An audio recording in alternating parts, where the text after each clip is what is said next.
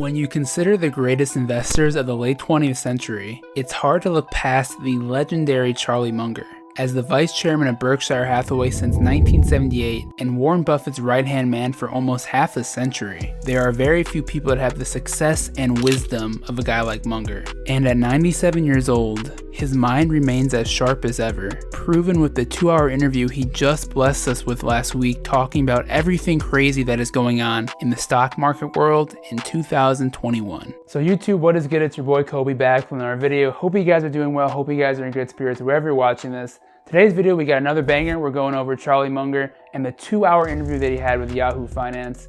Guys, remember, if Warren Buffett's LeBron James of investing, Charlie Munger is Dwayne Wade. I mean, this guy is still an absolute legend. And when Charlie Munger talks, you listen, man. You gotta listen to this guy. So the goal of this video is really to break down what he had to say. I have 8 main takeaways because I know there's a lot of people out there that don't have the time to listen to a 2-hour Charlie Munger interview, although I do recommend you do if you do have the chance.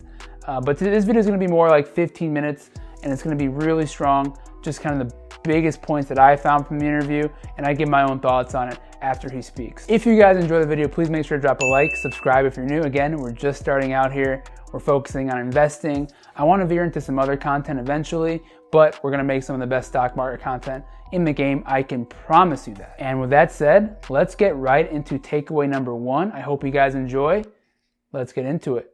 Takeaway number 1, value investing will never go out of style. So this is one I wanted to knock out immediately. We all know Munger is a lifelong value investor, and listen to what Munger has to say when he's essentially asked if he thinks value investing is dead. Do you think value investing is still relevant in a GDP decreasing world? And what about passive investing? Well, that is easy.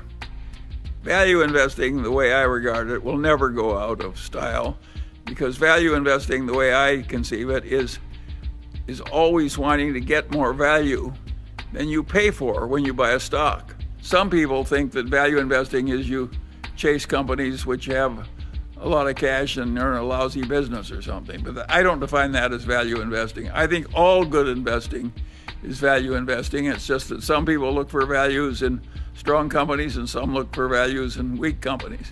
Every value investor tries to get more value than he pays for. I think Munger is spot on here. If you're a brand new investor, you may not be familiar with the current value investing versus growth investing discussion that is being debated right now in the finance community. On one hand, you're seeing the rise of people like Cathie Wood and Chamath who are questioning traditional value investing's utility, as Cathie is not shy in investing in companies that are far from maturity but may offer tremendous upside and growth in the future. At the core of her investments are companies that hope to disrupt industries with their newfound innovation. Some good obvious examples of this would be Tesla and NIO in the electric vehicle market. Now, on the other hand, people like Munger and Buffett have made their money by finding value in established companies that are already profitable or near profitability but may not be priced right by the market. A good example of this might have been investing in Microsoft 3 to 4 years ago, or maybe Wells Fargo today. But the truth is, judging from that clip from Munger, I think he believes the term value investing is just semantics. Because whether you're Warren Buffett or Cathie Wood, you're both looking to find opportunity to invest in companies that will offer you a return that offers value that others are not quite seeing yet. So technically, both are value investors. As a result, I personally think we should really put to rest this idea that value investing is a dying strategy. In hindsight, I think 10 to 20 years from now, you're going to see both types of strategies find great bargain investments where both people are going to say, damn, I wish I would have gotten in at that point. Takeaway number 2, diversification could be diversification. What is interesting is that in wealth management, a lot of people think that if they have 100 stocks, they're investing more professionally than they are if they have 4 or 5. I regard this as insanity. I find it much easier to find 4 or 5 investments where I have a pretty reasonable chance of being right that they're way above average. I think the people who argue for all this diversification, by the way, I call it diversification.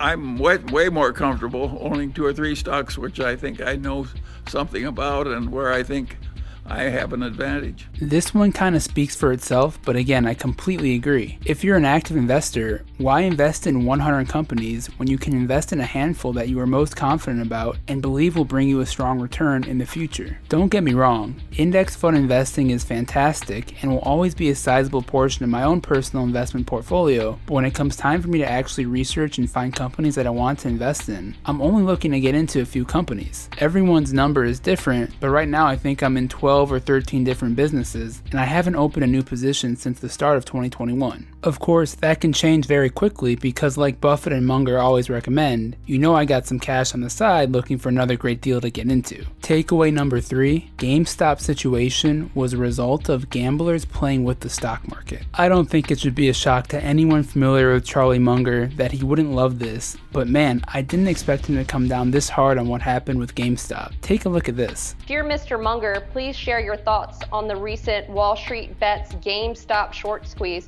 It seems to involve a lot of your standard causes of human misjudgment. Well, it certainly does, and that's the kind of thing that can happen when you get a whole lot of people who are using liquid stock markets to gamble the way they would in betting on racehorses. No doubt, this perspective is refreshing to hear because, in my opinion, I think we've seen a lot of fake outrage and response from politicians, media heads, wannabe leaders of the people that all clearly have ulterior motives that involve their own career. A 97-year-old is far past the point of giving a crap about his future ambitions, and he's definitely sharing his honest thoughts. Now, I don't 100% agree with him here because I don't believe all retail investors involved in the situation should be considered gamblers. The early guys saw an opportunity and they made a fortune out of it. Good for them. At the same time, there's no question at the peak of GameStop running up to $400 a share, the FOMO was next level and plenty of people got in when they probably shouldn't have. I just wish Munger would have given the everyday investor a little more credit here, but I also understand why he didn't because, to be fair, there definitely was a lot of gambling going on, and there still is a lot of gambling going on with GameStop right now. Takeaway number 4, Robinhood and commission-free trading are deceptive lies. So I was really curious to hear how Munger would come down on what he thinks of Robinhood, and wow, I was not disappointed at all. Should there be a tax on buying stock now that Robinhood trades are free? Robinhood trades are not free. When you pay for order flow, you're probably charging your customers more and pretending to be free. It's a very dishonorable, low-grade way to talk. I have a very simple idea on this subject. I think you should try and make your money in this world by selling other people things that are good for them.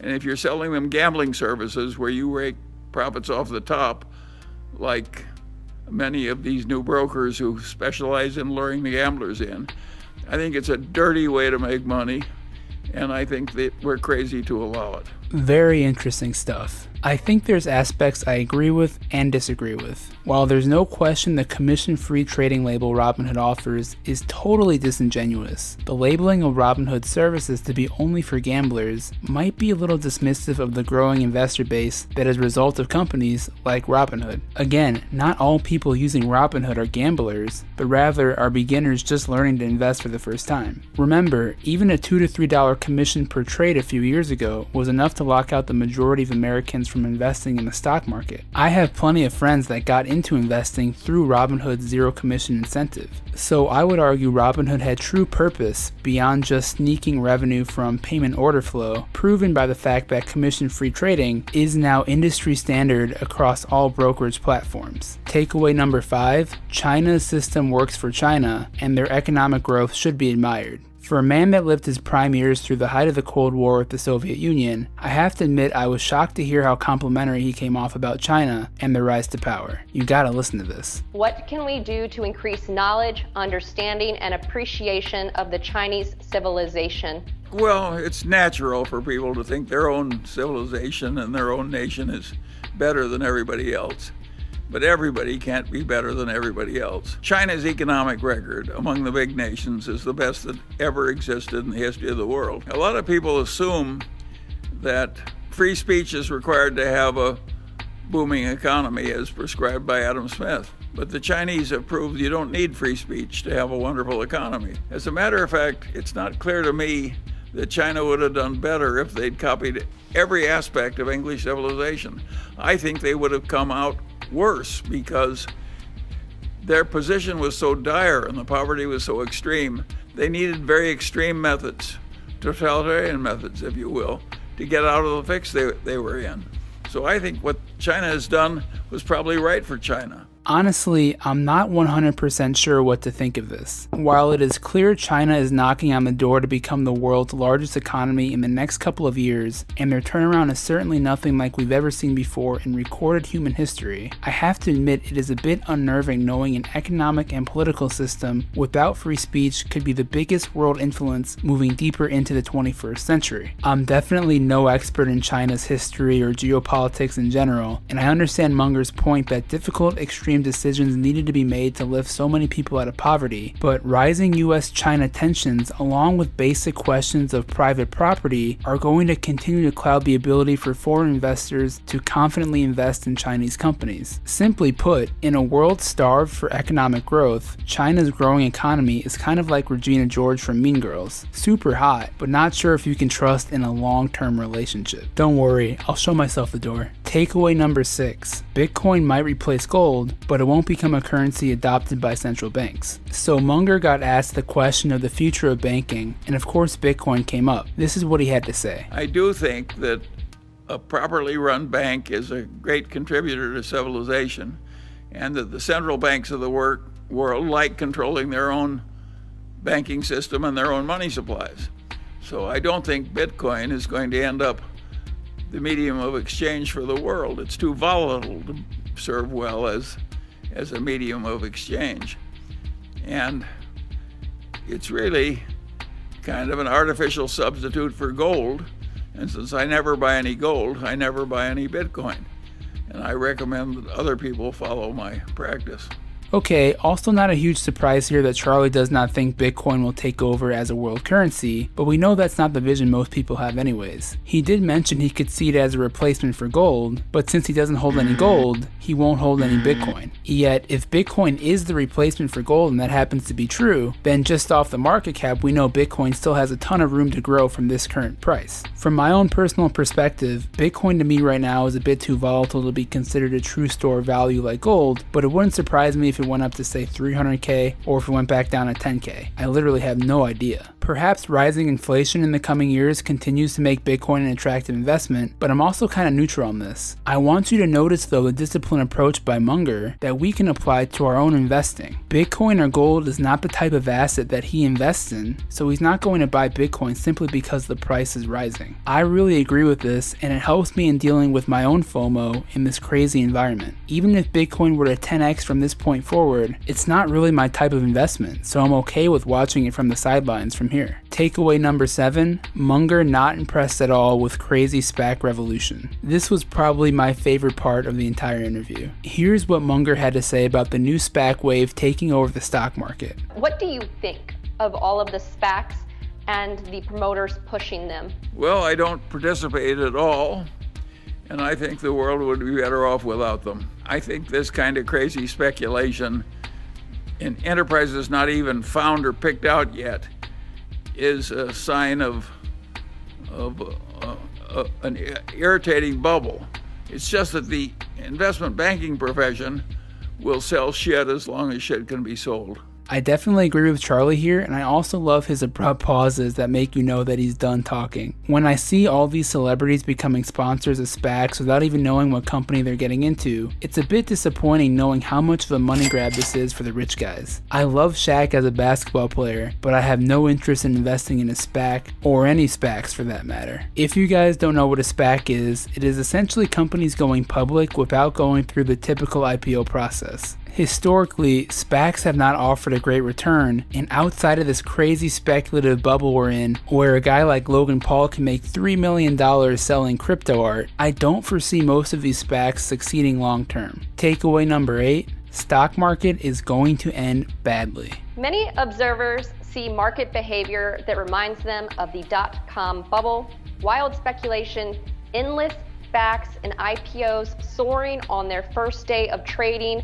Do you agree that there is a close parallel to the late 90s and this is therefore, quote, must end badly? Yes, I think it must end badly, but I don't know when.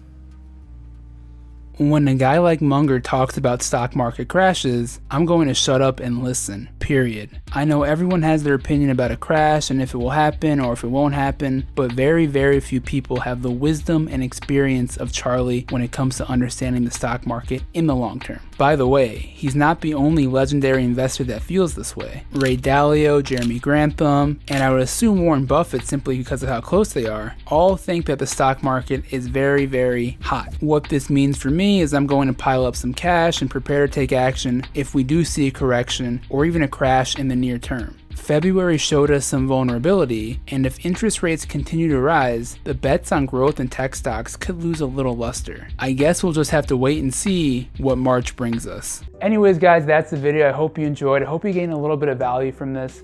Remember, Charlie Munger is 97 years old. This guy has seen a lot. So when he says that he thinks the stock market is a bubble, you have to really be able to say, maybe he knows something that I don't know. Look, I'm a 26-year-old guy. I've been in the market for a few years, but really, I don't know anything, really. You know, I've seen good. So when you hear a lot of people talk about, oh, the market's gonna be great, I wanna make this much, I wanna make that much, you don't know if that's gonna come down, because there's times, period, where the market just is not in a good place. And the market could really be your enemy. So you have to be vigilant, you have to be prepared, you have to protect yourself, protect your capital. And that's what Warren Buffett, Charlie Munger are essentially trying to tell you in this point. Anyways, with all that said, I hope you guys have a beautiful day or night, or whatever time it is you're watching this. I really appreciate it. If you're still watching this, it's your boy Kobe P.